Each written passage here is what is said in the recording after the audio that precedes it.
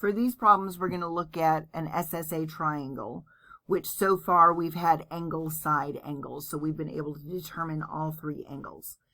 These ones, I'm only going to have one angle. Okay, and I'll have a completed ratio, but the issue is I'm not going to have enough information necessarily to know what type of triangle I have. So if you'll notice, the way I've got this organized is 3 of these concern H. Well, what is H? H is the height of the triangle, and it equals B times the sine of A. Now, here's the deal. Not everything, as we've already seen, have been associated with just B's and A's. Sometimes we've had C's. So I gave you this little blurb at the bottom. You will be given a side with a matching angle or a corresponding angle. So that's your completed ratio. And for the purposes of this page, that's going to be your big A and your little a. The side that you were given that does not have a corresponding angle is going to be your B. So we're going to relabel these long enough to determine, based on these variables, if we have one triangle, one right triangle, no triangle, or we may have 2 triangles.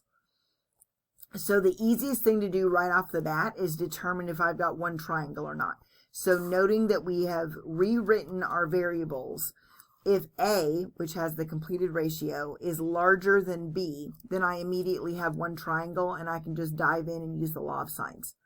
However, if A is smaller than B, then I'm going to have to go in and find out what the height of my triangle is and go from there. So here's what we've got. For our first example, we've got A is 2, B is 1. So I have big A is 50. I have little a is 2 and little b is 1. I don't know big B and I know nothing about C. Okay, so this is already set up the way we wanted it to be. My A's are referencing the completed ratio, and then I got a B sitting over here. So my question is, if A is bigger than B, then I got one triangle and I can just dive in and solve. So, is A bigger than B? Yes, it is. I've got one triangle, I can dive in and solve. Well, in this case, I'm going to have to be solving for angle measures. So remember, if you need an angle measure, we're going to have to use the inverse trig functions. So first of all, our process is the same. We're going to go in and find the sine of 50 over 2, so use your completed ratio. And that's going to be equal to the sine of B over 1. So this time we're looking for an angle measure. Once I have this angle measure, then I can use 180 minus those 2 to find this one, and then find my remaining side using the law of sines. Okay, so I'm going to cross multiply. I've got the sine of 50 equals 2 times the sine of B. So I'm trying to get B by itself. Divide both sides by 2. And now notice that I'm going to take the arc sine of both sides, because taking the arc sine of the sine will release B from captivity. So I'm going to take the arc sine of the sine of 50 over 2, and that's going to equal the arc sine of the sine of B. So the arc sine of the sine are inverses, and B pops out. So the arc sine, which remember is second sine, okay, it's the inverse, it's not a reciprocal. The arc sine of the sine of 50 degrees over 2 is going to give us an angle measure of 22.52. So I've got B equals 22.52 degrees. So this is 22.52 degrees. And now I know I can find C because 180 minus those 2. So 180 minus 50 minus 22.52. Oops, that's a lot of 2's. Okay, minus 50 minus 22.52 is going to give me 107.48. So big C is 107.48. And now go back to your completed ratio, and we can find little c. So my completed ratio is the sine of 50 over 2. will equal the sine of 107.48 over little c. So cross multiply. C times the sine of 50 will equal 2 times the sine of 107.48. And then divide both sides by the sine of 50. So 2 times the sine of 107.48 divided by the sine of 50 gives me 2.49. So little c is 2.49. So we had an ambiguous case. What does ambiguous mean? It means that it can result in multiple things. Well, we found out it was one triangle. So we could just dive in and go from there. So what happens if it's not that straightforward? So what I have is big A and little a and big B and little b, and then big C and little c, and I want to know what these are, so let's back this up just a little bit. All right, so what I have is little b is 10, little c is 6, and big B is 170. So I do have a completed ratio, but I don't have 3 angles. So that immediately tells me this is the ambiguous case. So I am going to reassign variables simply for the purpose of applying it against what I've typed up for you. Okay, so I've got big A is going to be 170, which is my completed ratio. So little a is going to be 10. And then little b is going to be 6. So the first thing I want to look at is A bigger than B? And it is, because 10 is bigger than 6. So I've got one triangle, so I don't need this stuff anymore. I've got one triangle, so I can just dive in to the law of sines. So I have my completed ratio of the sine of 170 over 10 equals the sine of c over 6. And cross multiply, that gives me 6 times the sine of 170 is 10 times the sine of c. And remember, I'm trying to get to the sine of c, so divide both sides by 10 first. And then I'm going to take the arc sine of both sides. So the arc sine of 6 times the sine of 170 over 10 will give me c. So again, I took the arc sine of both sides, which allowed c to pop out on the right. So I've got the arc sine of 6 times the sine of 170 divided by 10, and that's going to give me 5.98. So I now know that big C is 5.98. So if this is 5.98, I now can find my other angle, because 180 minus 170 minus 5.98 is going to give us what's left, which is 4.02. So this angle is 4.02. And this is degrees, sorry. Okay, and now go back to your initial ratio, and let's find out what little a is. So my initial ratio is the sine of 170 over 10 will equal the sine of 4.02 over little a.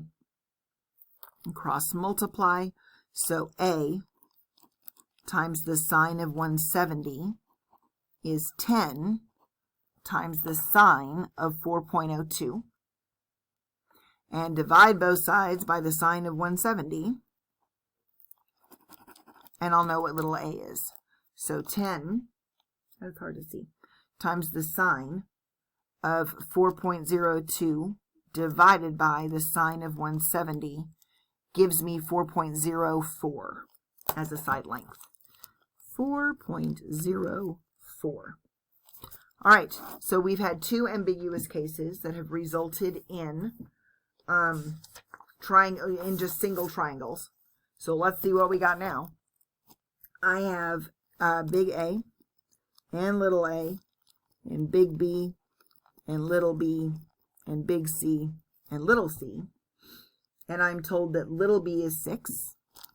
I'm told that little c is 8. And I'm told that big B is 20. So again, we're going to reassign variables simply for the purpose of following along with what I typed. So your completed ratio needs to be your A's. So big A is 20 and little a is 6. I forgot my degree marks. That would be helpful. And then your B is going to be whatever doesn't have an associated angle. So B is 8. So when I look, the first thing I notice is that so far, A has been bigger than B. A is not bigger than B. So I need to find, at this point, my height on my triangle.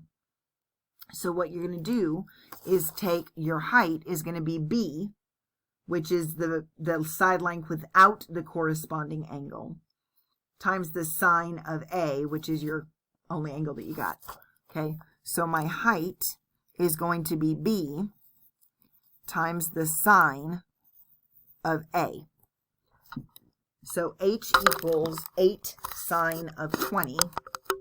There we go, a little bit better.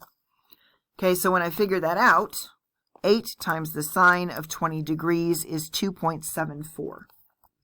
2.74. So what does that tell you? You're going to use that to determine what you've got going on. So if H is 2.74, here's what I look at. H is the first thing I found. So if it goes in order, H and then A and then B. So H must be smaller than A, which must be smaller than B. So in order, if I've got HAB from smallest to largest, that means I've got 2 triangles going on. Okay, so this is your ambiguous case.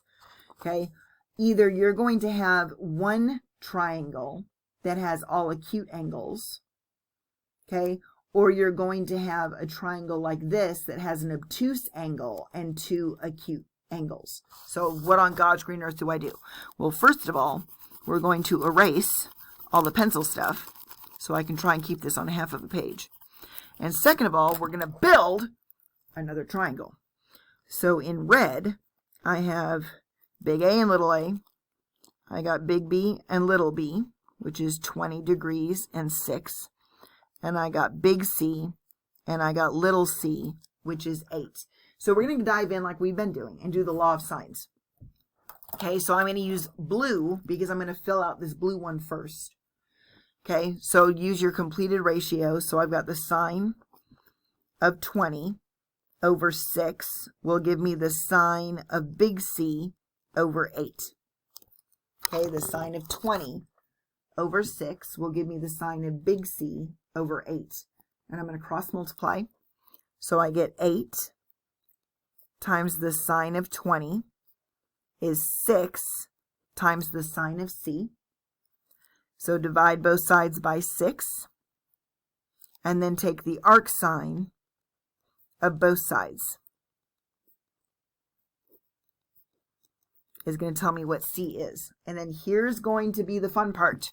Okay, I take arc sine of 8 times the sine of 20 and divide that by 6, and I get an angle measure of 27.13. So again, we're padoodling along our merry way. So I get 27.13 degrees.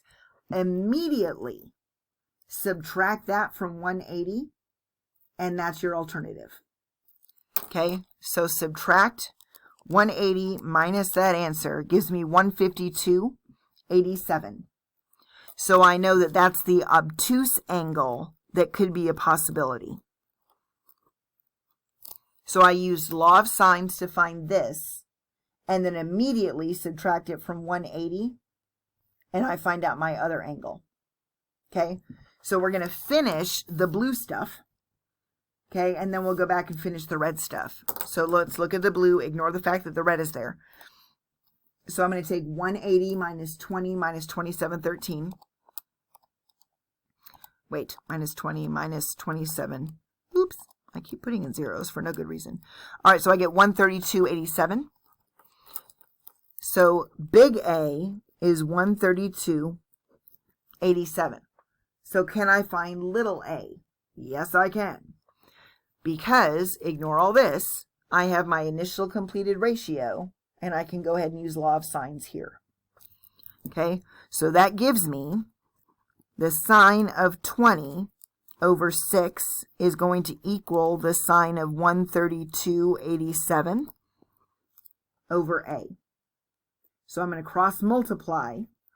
So I have a times the sine of 20 is 6 times the sine of 132.87, and divide both sides by the sine of 20.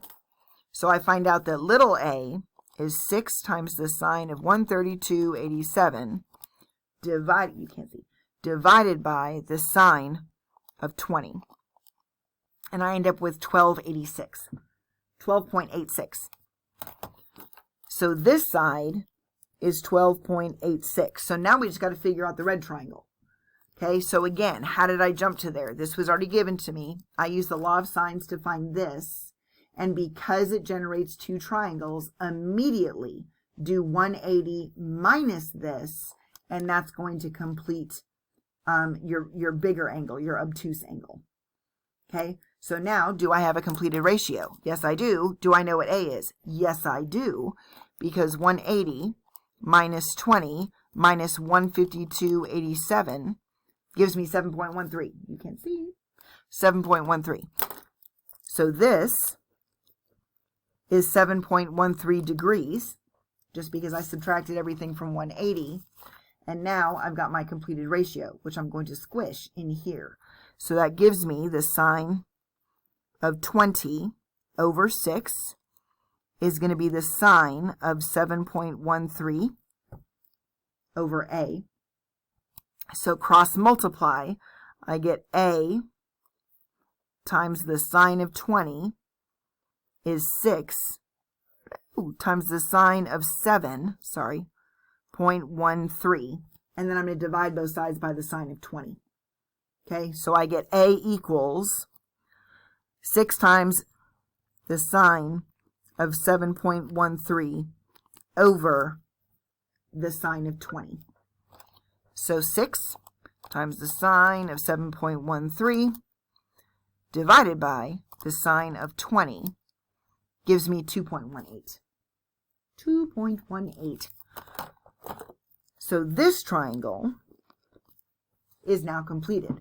So you had an ambiguous case with two triangles, and we figured out both of them.